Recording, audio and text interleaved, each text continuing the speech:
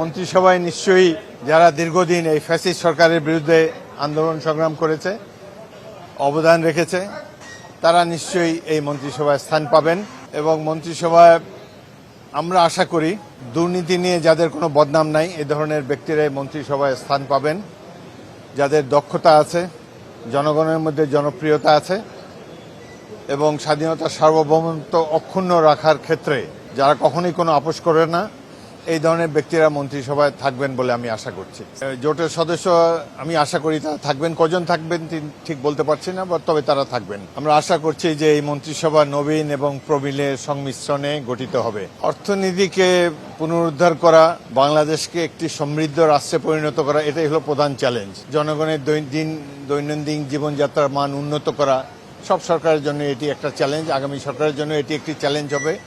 আরেকটি চ্যানেল রয়েছে যে আইন শৃঙ্খলা পরিস্থিতির ঘোরতর অবনতি হয়েছে। গত 1.5 বছরে তেমন কোনো উন্নতি আমরা দেখিনি এই সেক্টরে। তো আইন শৃঙ্খলা পরিস্থিতিকে সঠিক মাত্রায় নিয়ে আসা, জনগণের প্রত্যাশার সাথে যাতে এর মিল থাকে সেই পর্যায়ে উন্নীত করা, এটা একটি বড় চ্যালেঞ্জ হবে। তার এই জেস্টারটা বাংলাদেশে একেবারে নতুন এবং এটি বাংলাদেশের রাজনীতির অঙ্গনে সুবাতাস বয়ে নিয়ে এসেছে এবং এর জন্য জনগণও তাকে খুব ধন্যবাদ জানাচ্ছে।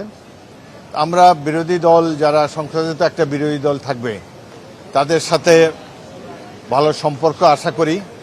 তারা সরকারের গঠনমূলক সমালোচনা করবেন এটাই আশা করি এবং জনগণকে বিপদে ফেলবেন না।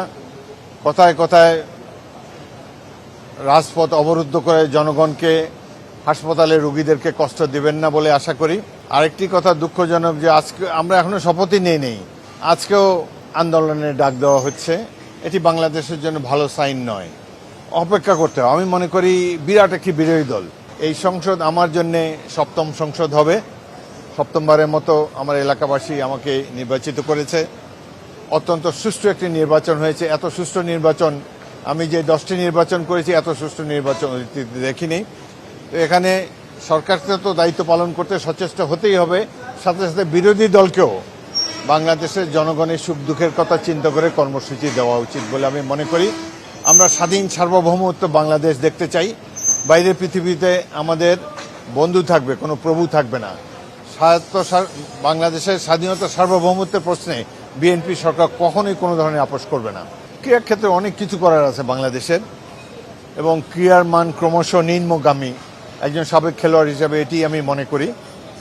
সুতরাং সরকারের উচিত হবে ক্রীড়াকে আরও প্রসার করা, বিশেষ করে জেলা উপজেলা লেভেলে যাতে ক্রীড়া প্রতিযোগিতা হয় সেদিকে মনোনিবেশ করতে হবে।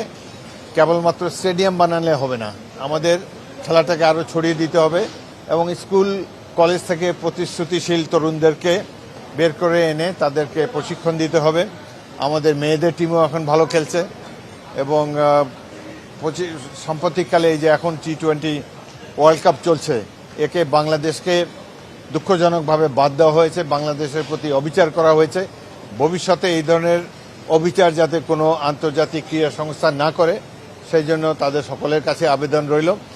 বাংলাদেশের মানুষ অত্যন্ত ক্রীড়াপ্রেমী, তারা ভালো খেলা দেখতে চায় এবং আমাদের ক্রিকেট এবং ফুটবলে এখনও জনপ্রিয়তার কারণে তাদের অনেক ভবিষ্যৎ রয়েছে এবং সরকারের উচিত ক্রীড়াক্ষেত্রে বাজেট আরও বাড়িয়ে দিয়ে তাদেরকে জনগণকে ক্রীড়ানুরাগী করা, যাতে করে মাদকের কুফল থেকেও জনগণ অনেকটা রক্ষা পাবে যদি ক্রীড়াক্ষেত্রে সরকার আর আন্তরিকভাবে কর্মসূচি নেয়। মানুষের কোনো সন্দেহ নাই, দেখেন মানুষ যেভাবে ভোট দিয়েছে, কত কথা শুনেছে যে ইলেকশন হবে না, হইলেও বিচ্ছিন্নতা হবে, তারপরে অভ্যুত্থান হবে, পরাশক্তিরা ইন্টারভেন করবে, নানা রকমের কথা।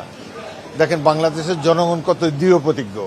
আমি বাংলাদেশের সাধারণ মানুষকে স্যালিউট জানাই 12ই ফেব্রুয়ারিতে শান্তিপূর্ণ একটি নির্বাচন উপহার দেওয়ার জন্য এবং এই ঐক্য বাংলাদেশের সম্পদ। আগামী দিনে এই ঐক্যের কারণেই বাংলাদেশ এগিয়ে যাবে। কোনো পরাশক্তি বা অন্য কোনো শক্তি বাংলাদেশকে দাবিয়ে রাখতে পারবে না।